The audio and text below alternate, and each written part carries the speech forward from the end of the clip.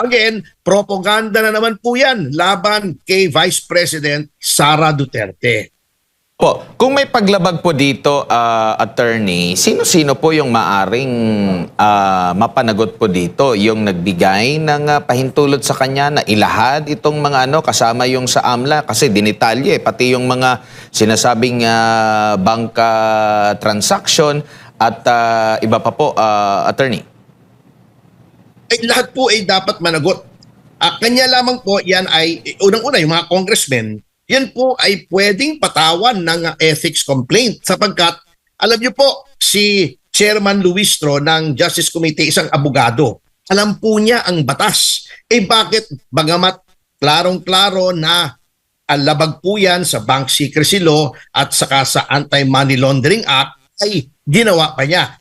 Yung pong sinasabi po nila na exception yan, yung impeachment, yan po ay impeachment doon po sa trial sa Senado, hindi sa House Committee on Justice at hindi rin po sa House. Bakit ko po sinabi yan? Kung titignan nyo po yung batas, nakalagay doon po doon, may bank secrecy. Meron nga pong exception. Anong nakalagay doon sa exemptions?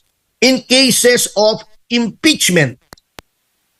Ang sitwasyon po ngayon, Sir Franco, Sir Admar, ay wala pa pong impeachment. Bakit? Sapagkat ayon po sa jurisprudence at ayon sa ating konstitusyon, ang isang tao ay impeached lamang kapag yung articles of impeachment ay pinadala na po sa Senado. Prior to that, an impeachable official is not yet impeached. So, sa puntong ito po, at this time, wala pa pong impeachment against Sara Duterte and therefore hindi po pasok sa exemption yon. Wala rin naman pong court order sapagkat ang House Committee on Justice ay hindi korte. Ang dami na pong desisyon ng Korte Suprema ang nagsasabing yan. Ang mga komite ng legislatura ay hindi korte, hindi NBI, hindi police, hindi law enforcement agency. Ngunit etong ginagawa nilang to ay in connection with their powers and duties under the Constitution, either to legislate or, in this case, in conducting hearings, not trials, hearings at towards the end of determining whether or not a certain impeachable official should be impeached. So, nandun po ang klarong-klarong paglabag sa batas niyan. Dito naman po sa pahayag din ni Vice President Sara Duterte na kini-question niya yung timing din na naging desisyon ng COA dito. Ano po ba yung patakaran po sa COA kung meron po mga notice of disallowance? Natanong yung timing nito and at the same time, ito na ba yung penal? At pag meron bang ganito, automatic ba na meron agad na nanakaw sa pera ng bayan or may dapat lang na i-comply o ano ba ang dapat na tanda natin, attorney? Ay, hindi po. Mahabang proseso pa po yan. Yan ay parang, yun po nga sa piskal na pag nagkaroon ng finding of probable cause at yan ay inihain sa korte, hindi ibig sabihin na ikaw ay guilty na ng isang krimen. Ganito po yan, ano? Napakahabang proseso po yan. Kapag kayo ay nabigyan ng notice of disallowance, yan po ay pwede nyo pang iapila sa direktor ng Commission on Audit, yung direktor po. Kapag yung apila nyo ay hindi napagbigyan, pwede pa kayong mag-MR. Kapag yung MR nyo ay dinenay, pwede pa kayong umakyat sa Korte Suprema under Rule 43 sapagkat under Rule 43 po ng ating Rules of Court, ang desisyon ng mga constitutional bodies, COMELEC, yung Civil Service Commission at ang COA ay appealable pa sa Korte Suprema. Kaya hindi pa po final yan. Bibigyan ko po kayo ng isang example. Yung case po ni Commissioner Rowena Guanzon. Di po ba noong 2022 ay ang COMELEC natin na isang constitutional body ay nagdesisyon na pwedeng maging nominee at representative ng isang party list si Binibining Guanzon. Ngunit kinontes po yan ng Duterte Youth Party List. Ayan, kanina nakita ko na naman yung kaibigan nating si Chairman Ronald Cardema. Noon pong inakyat namin sa Supreme Court na TRO at hindi nakaupo si Commissioner Guanzon. At later on, sinabi ng Supreme Court, mali ang COMELEC. hindi nila sinabing dapat na legal yung pag-substitute ni Commissioner Guanzon bilang nominee ng yung kanyang party list, yung P3PWD po yata yon, hindi ako nagkakamali. Ganon din po ang COA. Hindi porket may notice of disallowance, final na yan. May ninakaw at kailangang ibalik. Ang makakasabi lamang po na pinalyan at talagang may problema at kailangang ibalik yung pera ay walang iba kundi ang kataas-taasang hukuman kapag inapila na po under Rule 43. So yung sasabihin nilang may notice of disallowance na ngayon at merong liability si Vice President Sara sa pera ng bayan, isang malaking kasinungalingan po yan. Hindi po ganyan ang proseso ng ating batas pagdating po sa Commission on Audit. Opo. Dito naman po sa pagbusisi sa kredibilidad ng sinasabi nilang research person or witness, matatanda natin sa mga pagdinig, no? Common na mga pagdinig o regular na mga pagdinig dyan sa Kamara, sasabihin agad nila na dapat bubusisiin bago bigyan ng pagkakataon na makapagsalita dyan, no? Pati nga sa Senado, di ba? Kaya nga medyo natagalan na mag-imbestiga doon sa mga pahayag ng 18 Marines.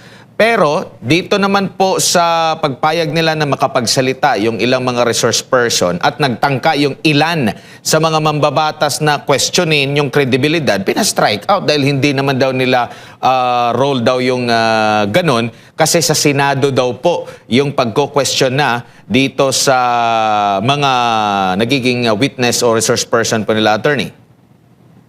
Alam niyo po, natatawa na lamang ako minsan dito kay Chairman Luistro na sinasabi niyang hindi yan dapat dyan sa House Committee, dapat dyan sa Senado. Ang timano po, Sir Admar, Sir Franco, ang timano hindi na dapat pinatestify si Madriaga dyan sa House Committee. Kasi po, katulad nga nung sinasabi nung iba, and I agree with that, kasama na po rito si dating Justice Ascuna. Yan pong hearing ay hindi trial. Para lamang yan preliminary investigation ng piskal. Preliminary investigation po ng piskal, di ba, magpa-file po kayo ng complaint affidavit. Tatanong lang, ikaw ba ito? Pirma mo ba to? Sinusumpaan mo ba to na ito ay katotohanan? And then tapos na. Then pasasagutin yung kabilang party. Kung merong counter affidavit, kung nag-reply yung complainant, may rejoinder. Doon lamang po ibabase. Kasi nga, sufficiency of ground lamang. Hindi po full-blown trial yan. Hearing lang po yan. Probable cause lang. Ang ginagawa po ni Luistro ginagawa niyang full-blown trial. Ngayon, kung gusto mong full-blown trial, kasama na yung pag-question ng kredibilidad. You cannot have your cake and eat it too. Ang nangyayari po kasi dito sa mga tumutulig sa kay Vice President Sara Duterte, mga ipokrito mga double standard, mga doble kara. Pagka pabor sa kanila, yung pagbebendalo, sige sila. Pero when someone like Representative Marcoleta relies on their flawed procedure at sinasabi niyang, ginagawa mo ng trial, hindi na hearing. So, questioning ko na yung kredibilidad.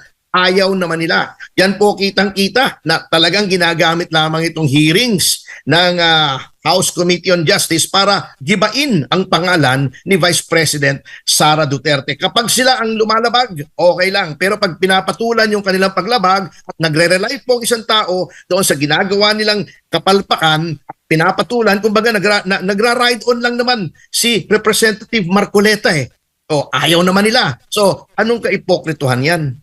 Opo, attorney, ang sabi rin nila na dahil nabanggit sa desisyon, recent na desisyon ng Korte Suprema, may kaugnayan dito sa impeachment hearing laban kay Vice President Sara na dapat mayroong due process. Mayroong due process pa ba yung ganon na hindi nga ma-question yung kredibilidad? Tapos mayroon pa silang gusto na mag-attend ang pangalawang Pangulo at ang kanyang legal team sa Committee on Justice hearing na yan. Pero nung nagsalita si Marcoleta, si Nazal, si Congressman Suntay para questioning nga, rejected lahat. So, anong i-expect natin pag nandoon yung pangalawang Pangulo na siyempre kukwestiyonin yung mga sinasabi ng mga aligasyon, hindi nila ma-question kasi sasabihin lang din naman na, ay, sa Senado po yan, attorney. Alam niyo nga po puro kaulaluan po yung ginagawa ni Chairman Luistro at ng majority dyan sa committee na yan. At po, yan sinasabi ng Korte Suprema na due process. Due process is the right to be heard. Yan pong due process na yan ay ginagawa nila pang justify na sinasabi lang, sabi ng Korte Suprema, due process, kaya nagtatrial kami rito. Wala naman pong sinasabi ng Korte Suprema na due process is only satisfied if you have a full-blown trial.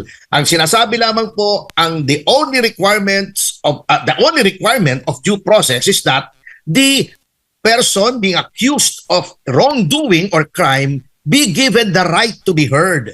At didinggin, ano po ba nangyari? Di po ba? Nag-file na ng answer si Vice President Sara Duterte. So satisfied na yung demands ng due process. Bibigyan mo ng opportunity to be heard. Kung ayaw sumipot, binigyan mo na ng oportunidad. Hindi kailangan sumipot para due process. At hindi kailangan ng full-blown trial para due process. Ang ginagawa nga po nitong kaipokrituhan nitong committee na to, unang-una, ginagamit nila yung due process na sinasabi para i-justify na meron silang full-blown trial na wala naman sa batas. Pero ayaw naman nilang pakinggan yung mga kumukontra sa kanila. Yun pong sinasabi nila na dapat daw sumipot si Vice President at pagka hindi siya sumipot, it should be taken against him. Kahipokrituhan na naman yan. Bakit si Laila De Lima nung nag-hearing tungkol sa Bilibid drug trade ni Anino ni Laila De Lima, hindi siya sumipot? Napaka-importante nun para sa kanya, di ba? Ang pinag-uusapan doon, marami yung Jonel, yung Saba, nagsusubukan ng Saba, bakit hindi siya sumagot? Hindi naman siya sinabihan na, bakit hindi ka sumagot? Hindi naman siya pinipilit na umapir doon sa hearing ng Bilibid drug trade. Si Luistro, di ba?